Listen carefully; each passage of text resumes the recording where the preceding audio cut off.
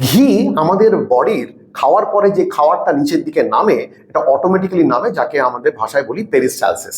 এই পেরিস্টালসিস মুভমেন্টে ওটাকে ভীষণভাবে স্টিমুলেট করে।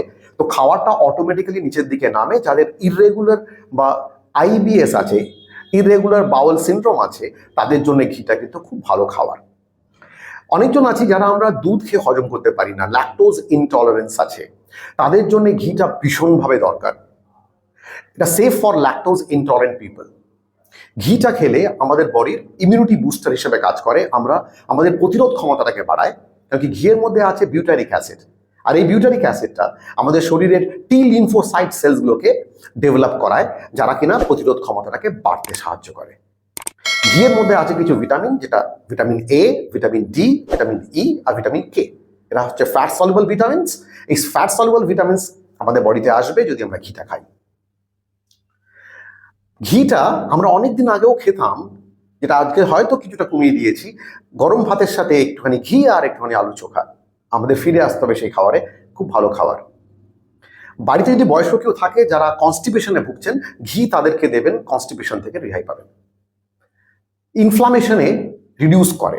শরীরের ইনফ্লামেশনের জনিত অনেকগুলো কারণ থাকে, অনেকগুলো ডিজিজ হয়, আর্থ্রাইটিসের পেনগুলো হয়, ইনফ্লামেশনটাকে কমিয়ে দেয়। ঘিটা তাদের জন্য ভীষণ কার্যকারী।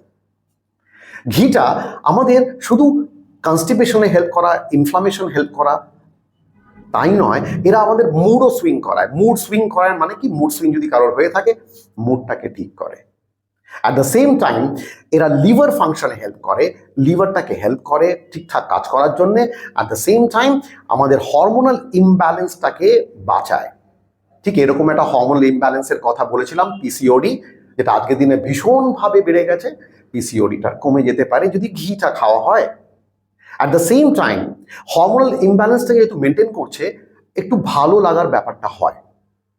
আর এটা ভীষণভাবে আমাদের খাওয়া দরকার, কারণ কি এটা নিউট্রিয়েন্ট অ্যাবজর্পশন, যেটা আমরা খাচ্ছি তার মধ্যে যে নিউট্রিয়েন্টটা আছে, সেই নিউট্রিয়েন্টের অ্যাবজর্পশন কোয়ালিটিটা বাড়িয়ে দেয়। অনেক সময় খাওয়ার পরেও কিন্তু ভালো খাবার খাওয়ার পরেও আমরা ভালো থাকতে পারি না, বিকজ ওটা নিউট্রিয়েন্ট অ্যাবজর্পশন আমাদের শরীরের অন্ত্রে দিয়ে হয় না। ঘিটা ওটাকে স্টিমুলেট করবে।